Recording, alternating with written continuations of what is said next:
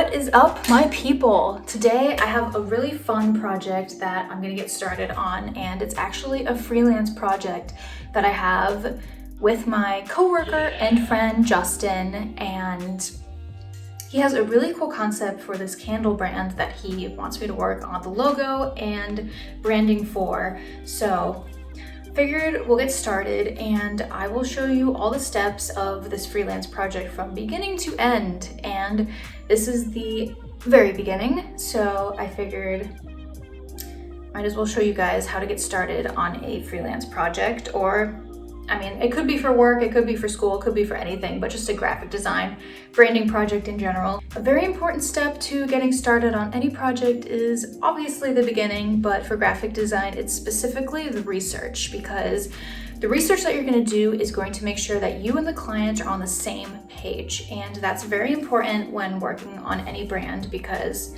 you need to make sure that you and the client are on the same page. Luckily, I have a dream client. My friend Justin has a very clear concept and knows exactly what he wants. And normally that doesn't really happen. So a lot of the times you have to do the research and tell the client, look, this is what you want and this is why I think you want it. So it's really important to get started on research and make sure that you and the client are on the same page. And also because, let's face it, the inspiration that you're going to be looking at is going to inspire you to be excited about the project and, want to actually work on this. And looking up inspiration of other designers or other brands, or just general inspiration of a theme, can really get you inspired to start working on a project and make it a little bit more fun than starting off and being kind of scared and not even really knowing what to do with yourself, because it can be hard to get started. So I wanted to show you all the steps from beginning to end, and this is the beginning. This is the beginning. So basically going to be walking you through exactly what my friend Justin has provided me and what I'm going to be doing for next steps to show him a mood board of exactly what I'm thinking and my feedback for what he has given me so far. So his candle company that he wants to start on is going to be called Jackson Bailey. And my lighting might actually get a little fucked up in the middle of this video because, of course, there's a casual hurricane coming through Florida. Typical. What else can go wrong in 2020, am I right? Yeah, so ignore any sort of issues I have with my lighting. Anyways, candles. He wants his candle concept to be based off of this model or character of his brand that actually creates storytelling. So his candle company is going to be called Jackson Bailey, and Jackson Bailey is the character of his company, and he wants Jackson Bailey to be this avatar that is sort of a adventurer. It's sort of a 1930s, what does he say here? A 1930s Howard Hughes, Indiana Jones theme, maybe The Aviator.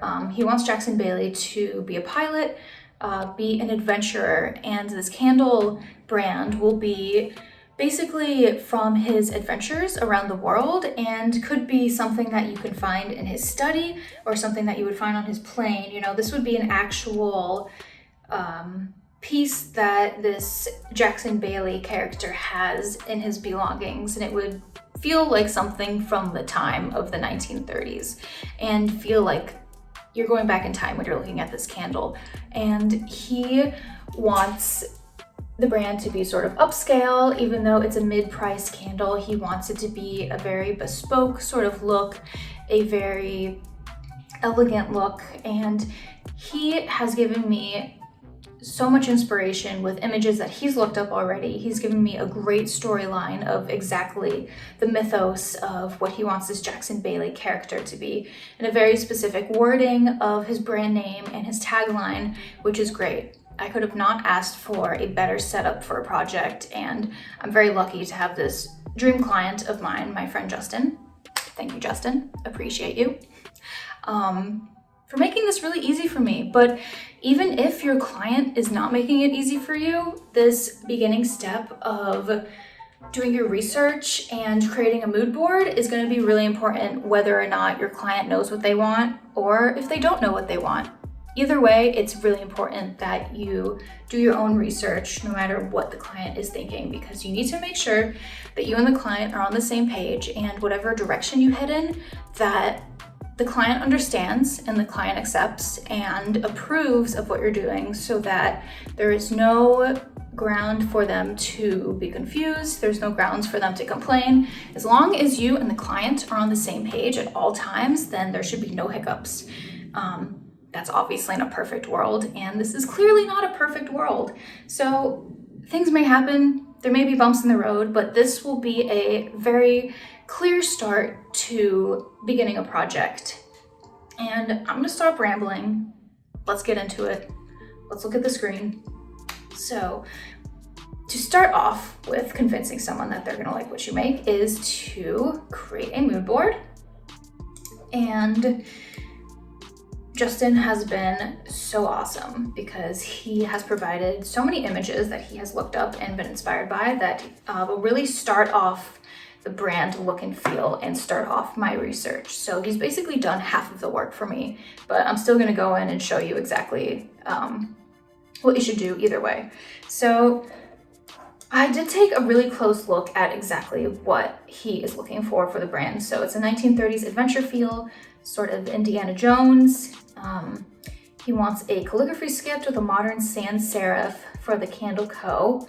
And he really said that he's open to my creative ideas, which is really nice. So I took a very close look at what he said, and I'm gonna sort of pick and choose what images I think work and what may not work for his brand, and sort of use that as a starting point. And also I did go ahead and start off with some beginnings of a calligraphy sort of signature. That's what Justin was saying, that he wants this Jackson Bailey character to maybe have on the candle as a logo. I told him that a signature as a logo can sometimes not be super legible for everyone. Not everyone is really great at reading calligraphy, and that's okay. But I just let him know that I'm thinking that a bold sort of masculine typeface for his brand may work better as the logo itself. And then a secondary mark could be the signature. So I went ahead and did some work on, just coming up with some general signature styles and general drawings of what Jackson Bailey's name could look like. And I really actually like how this one turned out. Just a single, ignore my gnarly ass nails, this single line, just JB Co. I think something like that could be really nice on the candle.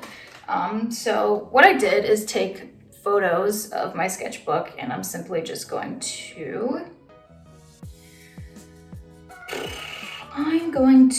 airdrop these. God bless MacBooks and iPhones with AirDrop, literally saves me so much time. I'm just gonna drop those in to my mood board. And I'm not 100% sure if I'm going to be showing him any of my sketches so far, because that might be a little too down the road to show a client. You don't really want to show a client an unfinished design idea. If you're showing them something and they really like it and it's like half finished, and they're like, yes, I want to use this exactly, but it's half finished and it's not done, then you have to go back and say, well, actually, we probably shouldn't use this. So you want to make sure that you show clients either a mood board or a finalized idea. Snaps for mood boards. Snaps for mood boards. Oh yeah. What am I doing? I'm going into downloads and grabbing all of my sketch images. And I'm just gonna drag these into my research.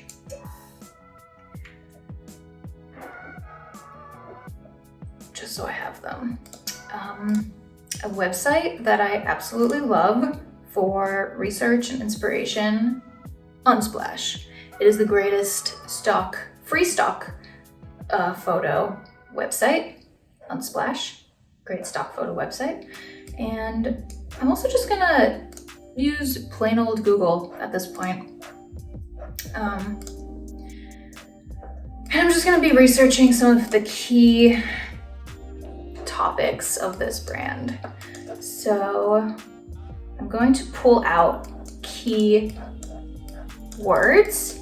And side note, I'm doing all of this mood board in Illustrator to get started, and I got started with a tabloid size. It's an 11 by 17. Let me change the units so that we can see it in inches.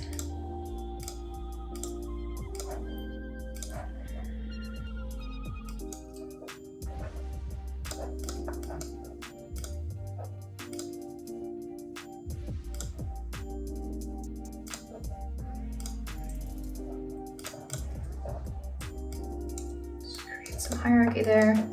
Center all this shit. Boom. Easy, simple. Looks pretty neutral, I would say, which is important. So I am obsessed with Behance, and I am obsessed with design inspiration, and Dribble could also be really cool to take a look at.